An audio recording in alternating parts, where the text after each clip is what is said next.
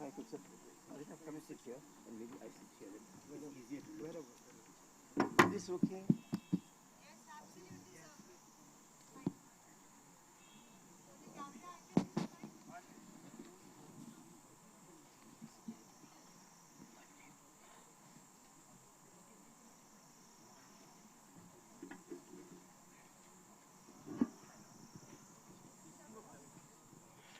Can you hear me now? Hello? Hello? All well? Okay? So, let me just have a glass of a bit of water first. My throat is dry. Sure. Give me a moment.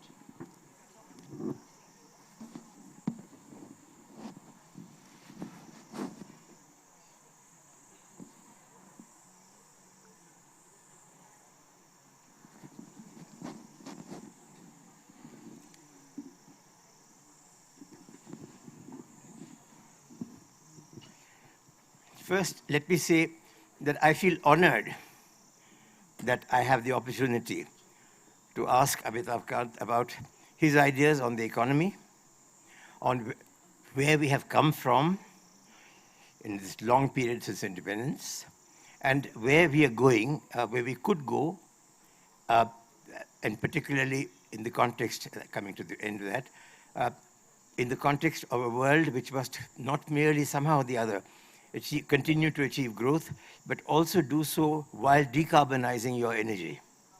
Now, this is, I think that these are the key elements in these two massive books, which I wish I have in fact been able to read quite a lot of one of them, but I wish I'd had more time. But I'll do my best, and I'm sure that Amitabh will more than satisfy, fill any gaps in my. If I make any mistakes, Amitabh, you'll know. No, thanks, Prem, for doing it at my pleasure. Short notice, but you're brilliant and you're prolific. Thank you so much. I don't know whether I deserve that, but anyway, thank you. The two books are The Elephant Moves, India's New Place in the World. This is looking ahead at where we are trying to go and how we can get there. And Made in India, which I think is a more recent book, am I right? And this is good because it's very much worth having, because apart from looking at the direction ahead for us in industrialization, it points out where we were historically, at the time of independence. And the last chapters talk about the challenge that we face while trying to keep economic growth going in the face of the need to decarbonize our energy sources, which is going to be very expensive. So I'm going to, on these points, I'm going to start off, Amitabh. It's so recent, I can't even think of where to begin. But let me. I have made some notes. So where are they? If I can find them. Yeah, here they are. All right.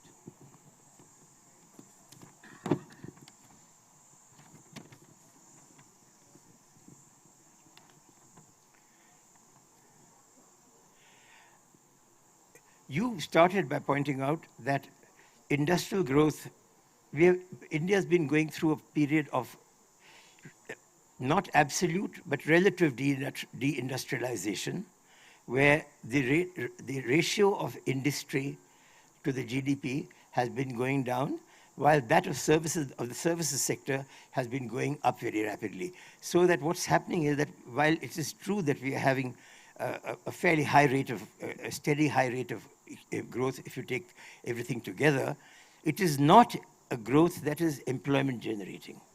And it is also a growth which is creating more and more income imbalances and urban-rural imbalances. And Amitabh has written extensively on both these subjects in these books. So I'm going to start off by saying, Amitabh, please tell us something about how you feel about our industrial performance and why the ratio of industry in the GDP has been declining instead of rising as it has done so spectacularly in China. So Prem, the book looks at the history of India's growth, and if you look at around 1700, India's share in global GDP was around close to 25%. By the time we became independent in 1947, the British Raj period would come down to just 5% of the global GDP. And subsequently, the British Raj was replaced actually by licensed Raj. And what we saw throughout that period was a continuous process of deindustrialization in India's economy. Now, it's my basic philosophy in the book is that it's not possible for India to grow rapidly at 9 to 10% year after year for 3 decades or more, which is what Japan did between 50 and 70, which is what Korea and Taiwan did between 60 and 90, which is what China did between 90 and 210. They all grew at rates of 9.6 to 10.2%. If India has that ambition to grow at high rates of 9 to 10% per annum for 3 decades, you can't grow only on the back of services sector. You need to grow your manufacturing. You need to do sustainable urbanization, which is very critical for India. No country has been able to grow without sustainable urbanization. And you need to enhance agriculture productivity. And agriculture productivity will not increase with such a high dependence of population on agriculture. So today, you had 42% of your population dependency on agriculture prior to COVID. And post-COVID, latest PLFS data shows that it's 46.5% of your population dependency on agriculture. So you need to take population away from agriculture and put them into large-scale manufacturing for India to grow at high rates. Now, manufacturing is also critical, not merely for growth with good quality jobs, but you also need to grow because you want to become an integral part of global value chains. And that's why you need to be a very major manufacturer to be able to export. And without exports, India can't grow. Every single country which has grown in the post-World War II period has grown by being an exporting nation. And if you grow at 4% of exports in your GDP, it's not possible. You need your exports to grow at 20% per annum year after year. That's the basic philosophy. How would you suggest that we raise our export growth rate? I mean, what would you do if you were, for example, the finance minister? What policies would you recommend? So first is much like what we've done in Government of India, we tried to make India easy and simple by scrapping a lot of rules, regulation, procedures, paperwork, and acts, which have been built from the British period onwards and then were built during the socialistic era of India. That we built a lot of rules, regulation, procedures. All of them need to be scrapped, and you need to begin de novo. So Government of India did that. It scrapped about 1,600 laws. It's not happened anywhere else in the country. India jumped up 79 positions in the World Bank Ease of Doing Business. But a lot of action is in the states. So you need states to grow. I mean, you need not merely Gujarat, Maharashtra, and Tamil Nadu to grow. You need the eastern part of India to grow. You need UP, Bihar, Chhattisgarh, Jharkhand, Madhya Pradesh, Rajasthan to grow at rates of 10% plus for the next 3 decades, because these are the most populous states of India. If UP was a country, it would be the 6th most populous country in the world. So you need these states to really grow, and you need massive reforms in terms of ease of doing business in these countries. Secondly, you need to improve the quality of infrastructure. Huge focus on infrastructure is critical. And then that alone can attract, you need to do a lot of skill development, because talent attracts investment, and investment leads to growth. So all this is interlinked to each other. These are all critical issues, to my mind. India can't grow on the back of the southern part of India and the western part of India. You need the eastern part of India to grow very rapidly. Now, I think you put your finger exactly on the point that I worry about, and which I would like to ask you about. We have the least industrialized part of our country, at this moment happens to be precisely this northern Indo-Gangetic belt. And one part of the reason seems to be just actually a more medieval mindset in the governments, which were the state governments, particularly, since he's talking about state governments. One example, for example, is that these are the four or five states here which paid no attention to the importance of English. And today, you cannot even make a small order for a dozen pair of shoes from Tamil Nadu if you don't do it in English. Which language will you do it in? Will you do it in Tamil? Will you do it in Hindi? You might just get away with Hindi with a very small businessman, but the fact is that we needed a link language. And we had one already, which in English, which had been almost the only good donation that was left behind by the British Empire. And we have not made full use of it, while the southern states have done that. And that's a very important thing. Would you agree with me that actually the solutions to this problem lie really not just in things that you can measure through an economist's measurement tools, but through also social tools? So, Prema, that's a very important question to my mind, because I've been a long-term believer that it will not be possible for India to grow at high rates of 9 to 10% for a 3-decade period.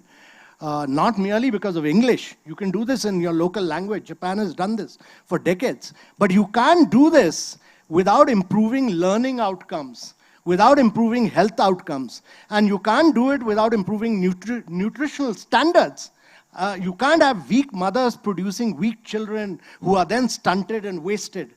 And, if you have a very high level of challenge on learning outcomes, and if 35% of your population in class 10 is not able to do class 2 physics, chemistry, or even social studies in its mother tongue, then your education system needs a huge push in terms of improving learning outcomes and health outcomes. I think, to my mind, social indicators are most important. And I've seen this I've worked for about half my career in Kerala. One of the main reasons why people from Kerala go and work all over the world is simply because there's been such a huge emphasis on improving education, health, and nutrition. So the country needs to make a radical jump, not merely on industrialization, but on social indicators. And social indicators are really the key to long-term sustained growth. Japan could grow, Korea could grow, China could grow, and they lifted also very vast segments of our population by focusing on education, health. They could sustain it for a 3-decade period by laying emphasis on education, health, and nutrition. That really is a long-term play. These are slow-moving indicators, but they are critical to India's growth story. I couldn't agree more with you on that, Amitabh. I'm very glad you said that. And now, one of the, again, there's a thought that I had. I wanted to ask him. It just slipped my mind. So give me just a second. Amitabh, we did have a period of pretty rapid growth after liberalization from about 1995 onwards, if you remember. Yeah, but we took 2 years for adjustment because we had a huge foreign exchange crisis at that time. And the reforms were really put in place by 1993. It took 2 years to put the reforms in. And then the impact, the effect, and mind you, it required a great deal of what you might call fine-tuning of all kinds of taxes, particularly import duties. I'll give you one example. We brought down the import duties dramatically on finished products in 1991 or 92, but we did not remember that much of our manufacture is based upon, the domestic manufacture is based upon imported, components. We didn't bring down the duty on components until 1 year later, when the industry was absolutely thrashing around and saying, for God's sake, help us, you're killing us. So it took about, that's why I'm saying, I say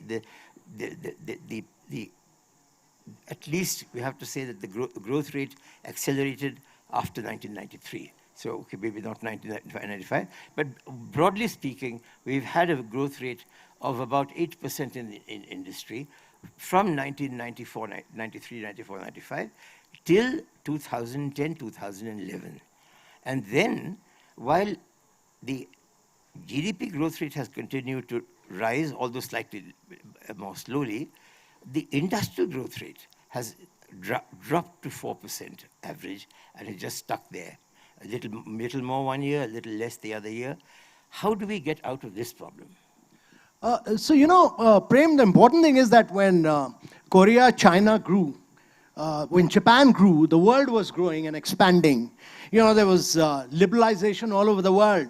That was a period when the American economy was booming, so they penetrated the American economy. The Japanese economy grew on the back of America. The Chinese grew on the back of America.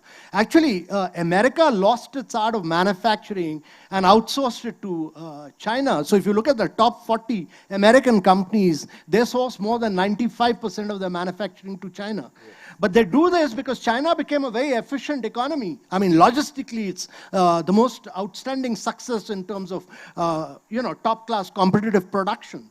But when India opens, now when India gets into this long strategy of growth of, becoming a Viksit Bharat by 2047, there are three major challenges which India is confronted with. One is, firstly, that the relative period of stability across the world has come to an end. I mean, you have a big power conflict in the heart of Europe. You have the Russia-Ukraine war going on for about 3 years. You have Middle East up in flames. 400,000 people have actually died in Middle East, in a much shorter period, and just about 40,000 people have died in the Russia-Ukraine war. So look at 10 times in a much shorter period. Secondly, so you have the period of stability is over. Secondly, global supply chains are disrupted totally. You have a scenario where Biden has put in 100% duty levels on import from China. So the electric vehicles are seeing 100% duty, batteries are seeing a 50% duty, and China is retaliating. But the important thing to understand is that China has already captured about 70% of the electric vehicle market.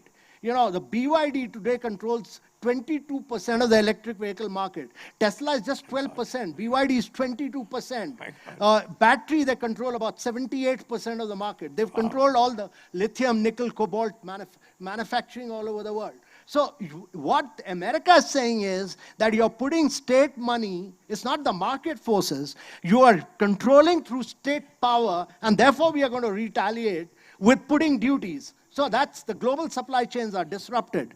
And the third thing is that you're seeing the rise of new forces, completely new forces, artificial intelligence, quantum computing. All this is going to give a huge rise to productivity. I mean, they're going to make a huge difference to the world because they will cut across every single sector. But the basic ethics and the basic assumptions on which they will be based requires international cooperation and international regulation, because without that, you'll have human conflict on a very large scale. I mean, if AI starts driving drones and war machines, you'll have human conflict on a very large scale. So these are three very unpredictable scenarios which China, Korea were not confronted with, which India is confronted with when it starts a long growth strategy. I wanted to, I couldn't agree more with you on this. I really couldn't. And in fact, all I could do is elaborate, and we don't have the time for that. What I'm going to do is ask you one specific thing. You see, I have a theory about what happened with industrial growth, and I want you to comment on it. We were growing very well when the world was economic growth was also very high until the crash of 2009. The world economic crash took place, and then the Chinese went in for a major pump priming exercise, initially 4.3 trillion yuan, but that went out of control, and they ended up by spending 24.5 trillion yuan over 5 years, and then drove themselves into a huge recession from which they're trying to pull themselves out through the BRI. That was one side of it. In our case, something opposite happened.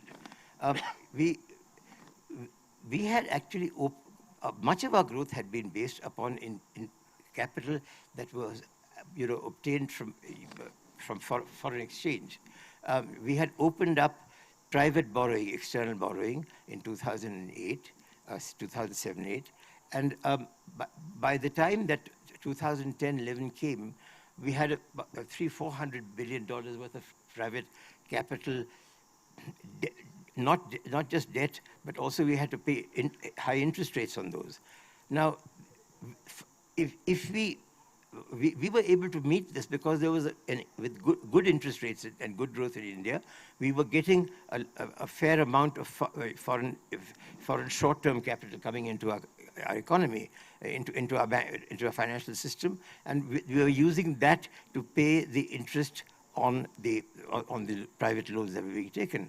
Now, what happened was with this the crash in the world economy, for industry to continue growing, we had to bring down our exchange rate, our interest rates. If we did that, the short-term capital would immediately fly out, and if that happened, we'd be in another foreign exchange crisis of the kind that we had at the beginning of the Kuwait-Iraq war, which in fact triggered all our economic liberalization. So, since then, Amitabh, this is a problem. How do we get around this problem? Because we have, could we, for example, devalue the rupee? I think it's been stable at 82, 83 for quite a long time, but our inflation rate and what's happening in the rest of the world, our weakening industrial position, is one that does not actually justify stability. Wouldn't it be a good idea to bring down the exchange rate? Prem, you're talking about macroeconomic stability in the economy, and macroeconomic stability is a function of, to my mind, the extent of state borrowing. So the state borrowing, if you look at both center and state today, is still quite high. And secondly, it's about 9% of your GDP, which needs to be brought down. Though that's critical, that the state borrowings must come down. The center has brought down its state borrowing, but the state borrowing is still high. So that needs to be brought down.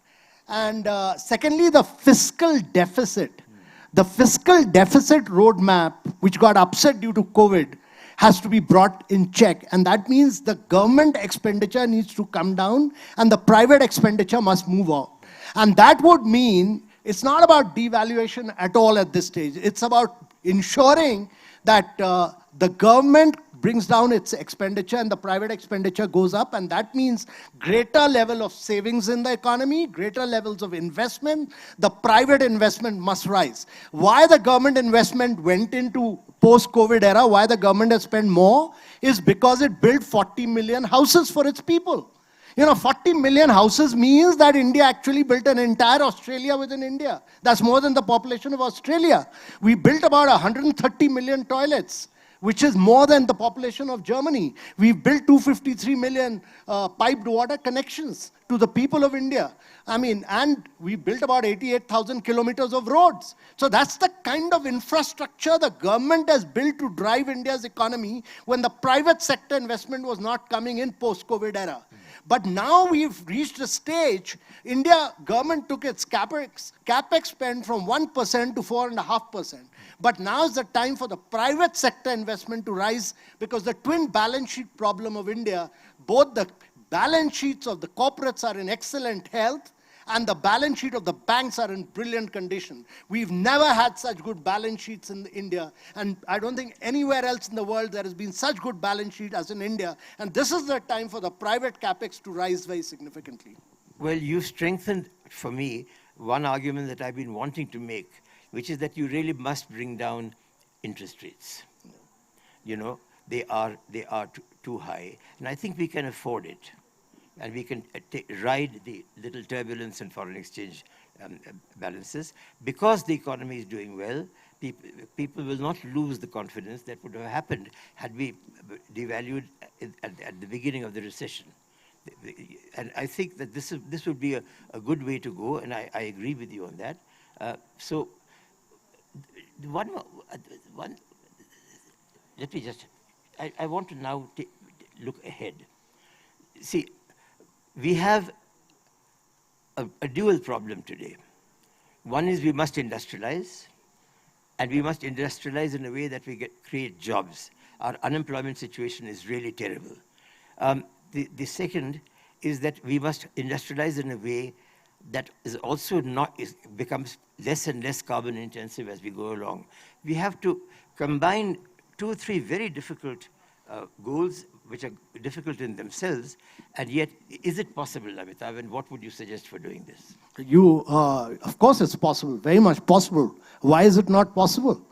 I mean, if India can do this infrastructure creation in the last 7 years, if India can digitize at such a rapid pace, we do 50% of the digital real-time fast payments in the world. Last year, we did 130 billion real-time digital payments. We do 50%, China is next with just 22%. I mean, look at the digital infrastructure India has built up, Prem. I mean, everybody has a digital identity. Everybody's bank account is linked to Aadhaar and to the mobile. We do digital transaction. Your young startups are able to do credit in 30 seconds. They have taken the stock market. Zerodha, Grow, and Upstock have taken stock market into tier 2, tier 3 cities where you do stock market transaction in 30 seconds. Go Digit and Acco do insurance in 1 minute. This was unheard of when I was a young officer, and this is unheard of in Europe or in America, what India has done. And why is it not possible? For India to grow big, you need 10,000 large companies, because large companies create their own ecosystem of small and medium enterprises who then supply to them. It can't be done in isolation. When Maruti came in, it created its own ecosystem of MSMEs. When Tata Motors grew and expanded, it created its own ecosystem of small, and then large companies penetrate global markets. So India needs 10,000 large companies to penetrate. MSMEs never grow in isolation. To say that we'll make MSMEs grow without making companies large, that's not possible. And that's why we conceptualize the production-linked incentives so that you could make companies bigger, bigger, bigger, and bigger within 5 years. And second thing is you need 10 Indian states, 10 to 12 Indian states to grow at 10% plus for the next 3 decades. These two are critical for India to grow at 10% for the next 3 decades. I'm completely in agreement with you. I once again still ask, is there room for making investment more attractive by bringing down interest rates? So interest rates is a tricky issue really because, no, you're right. Interest rates are high because that's a function of macroeconomic stability. Interest rates will come down when the fiscal deficits of states will come down, states' borrowing will come down. That's a function of private sector stepping in for greater investments in this country. And that's what I feel. You can't look at, because if you were to bring down interest rates and inflation have also correlated. This is regularly monitored by the MPC on RBI, and I would leave it to the greater wisdom of the Monetary Policy Committee to take a call on this. But the important thing is to raise productivity. For interest rates to come down on a long-term basis, you need to really ensure that your ability to raise productivity, production, private sector investment, all that is very critical. You can't just take one line and say that make interest rates come down. It's a larger macroeconomic problem. There are many complex issues correlated with each other.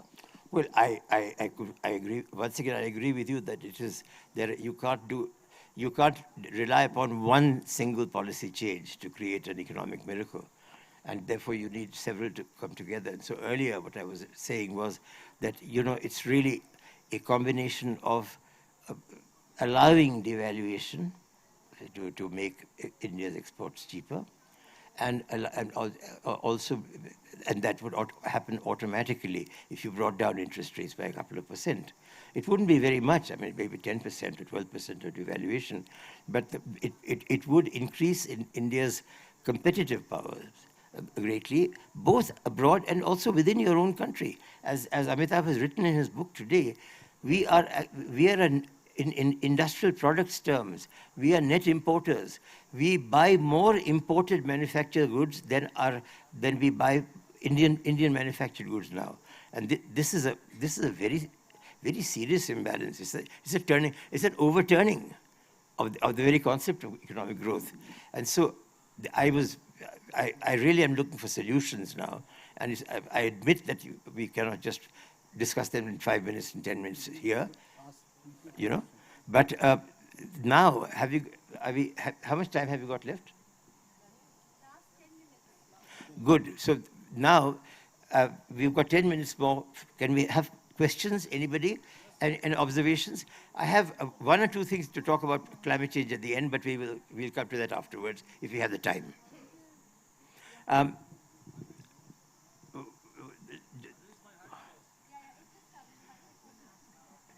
I'll let them decide this little conflict. Thank you.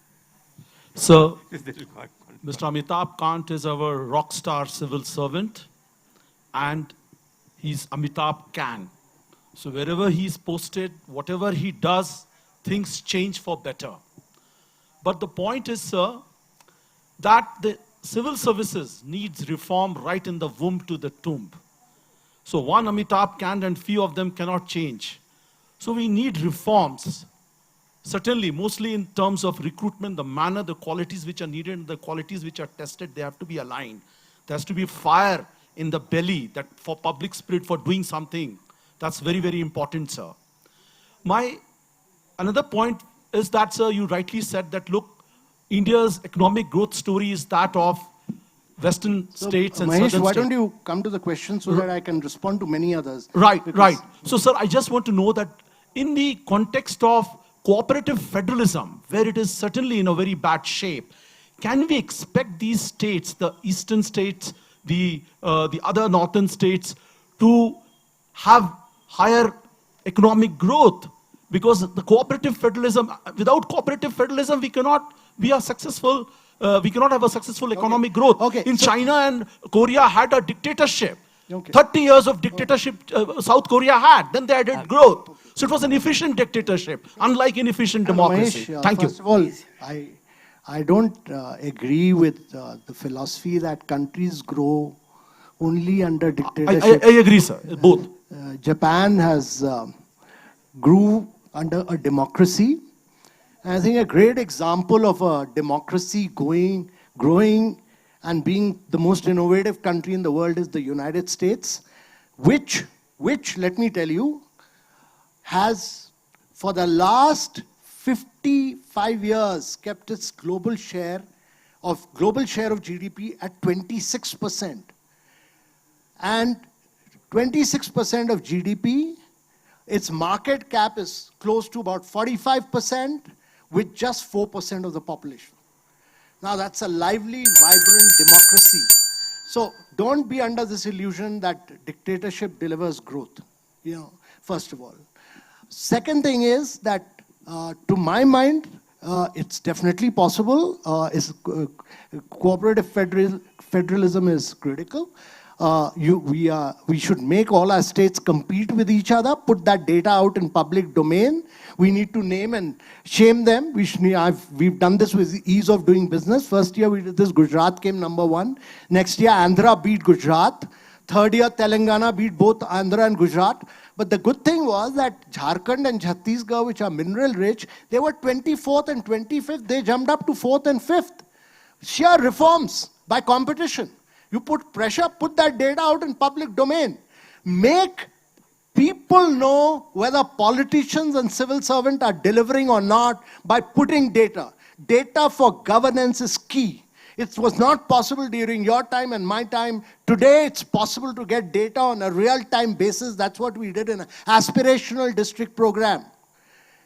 We put the data out and everybody knew who's performing, who's not performing. Put it out in public domain, across education, across health, across nutrition. That is the key to cooperative federalism. It can't be just cooperative, it has to be competitive federalism. Yeah. So I have a very simple question. I'm not able to make out what does Viksit Bharat means. I, being a middle class man, is it we are talking economy, Yeah. that Lift up India your would mic, be the please. third Lift largest up your economy. mic. Yeah, Well, yeah. no, the question is very important, sir. If we talk about PPP basis per capita income, Yeah, you even want to- Thailand is same as China, it's 3 times of India. yeah. So is it only this that we are talking? No. Whereas if you compare Thailand to India today, sir, a Swachh Bharat mission, I as a middle class, I'm talking about, No, sir. I'll explain it. You have got your question. Sir, cities are as dirty as they were before. Sir, got your today question. a law and order is same what it was before. What is Viksit Bharat means to a middle class is my question. So two things on that. One is Viksit Bharat is not merely in terms of taking your GDP from about 3.7 or 4 trillion to 30 trillion. It also means that your per capita income must move from US dollar 2,700 to 18,000. And that really means that your total GDP has to grow. That means between now and 2047, your GDP has to grow by 9 times. Your per capita income is to grow by 8 times. And for that to happen, your manufacturing must grow 16 times. But Viksit Bharat is not about GDP, it's not about per capita income, it's also the quality of life, it's about human happiness. And that's why I stressed on some of these issues of improving learning outcomes, health outcomes, and nutritional standards, which are very critical. You can't become a Viksit Bharat without enhancing your social indicators. That's important. Hello. We May I? have time for one, possibly two questions. Yeah, Yes, I've got the mic. Yeah, please, What I want to ask you, please. do you want India to be the most powerful country in the world? Do you want India to be the richest country in the world? Or do you want India to be the happiest country in the world? Well, obviously, I'd like India to be both. No, I'd to like be the happiest country in the world, Yeah, no, you've I've got got to it. have balance. If we go the way you are suggesting, India is going to be destroyed. You need to have balance. I never said. I'm not. I never said. That's why I said, happiness is important. Improving education, health, nutrition is important. All that can come. You will be able to raise the resources to put into education and health and nutrition. But if we go the If way you can't grow, if you don't grow, if we go the way you're suggesting, what is the way I've suggested? I've suggested what I've said. You can't put words in my mouth and say that I've suggested. I'm not saying you said that. I'm asking you a question. I'm not saying what you said. So I'm very clear that Indians at the end of 2047 must be happy citizens. But for happiness to happen to a vast segment of our population, you need huge improvement in social indicators. So my emphasis has always been that it is not possible for India to grow at 9 to 10%. Viksit Bharat can't happen if you don't grow at 9 to 10% for 3 decades. That cannot happen without improving education, health, nutrition. And without improving education, health, nutrition, you can't get human happiness. Does that answer your question? Is that okay? No, it doesn't answer my question completely sorry, because development is also a dirty word. You got to think about not vertical development but horizontal development. I agree with what you're saying. I think that you're right, but that's we have to have a whole session on that. We cannot do that now. I agree with you, and we will talk later on over a drink if you like, because I also have my views. But this is Amitabh Kant's thing. There was one gentleman back there who wanted to. The ex-mayor of Barcelona, then I'll come to Mira. Yeah, I'll respond to that. Oh gosh, give I'll us 5 respond to minutes Mira. more.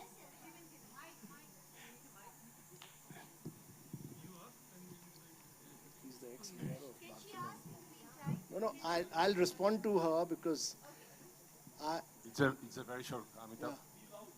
Yeah, it's a very short question. How can you achieve these impressive goals that you talk about, so credible, with the levels of inequality that you still see in this country?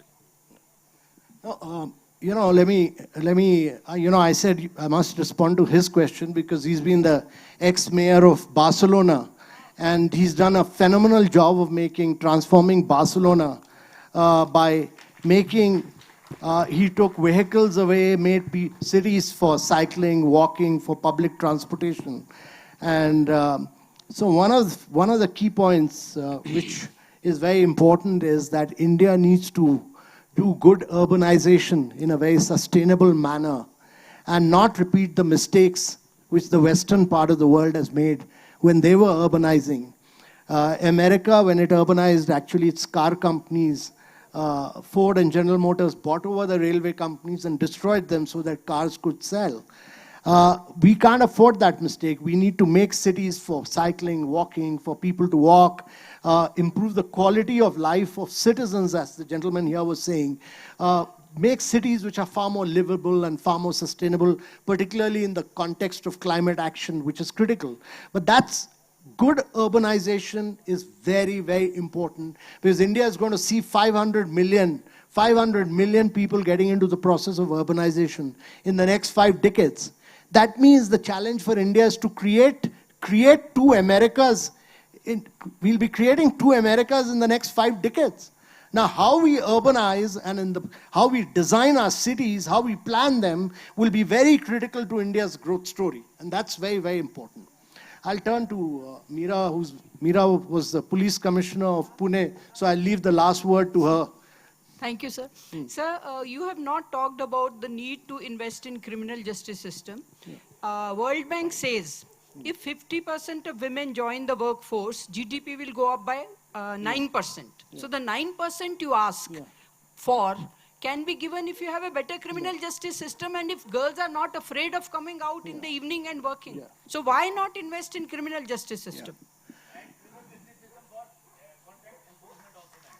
Enforcement also, sir. Yeah.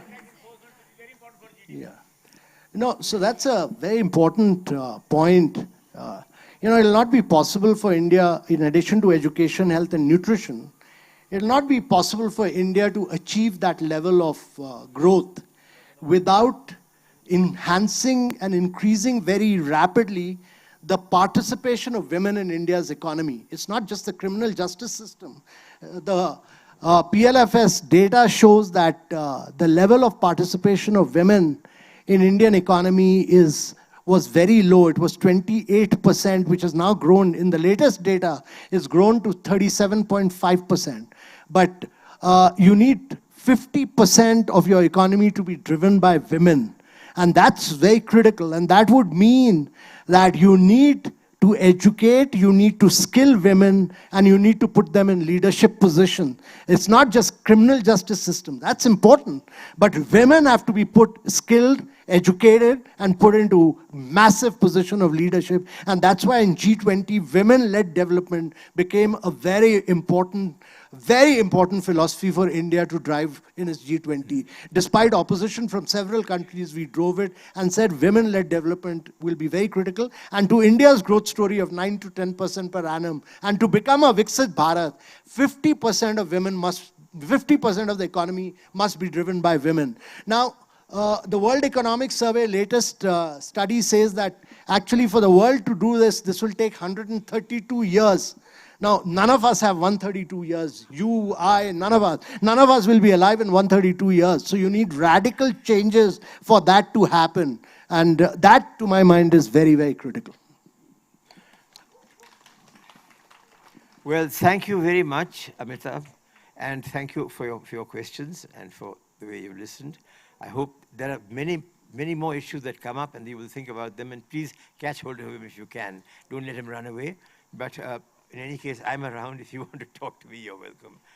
Thank you. Thanks. Thank you. Thank you. Thank you so much, Prem. And thank you for joining in at the last minute. You're just simply awesome. Thanks.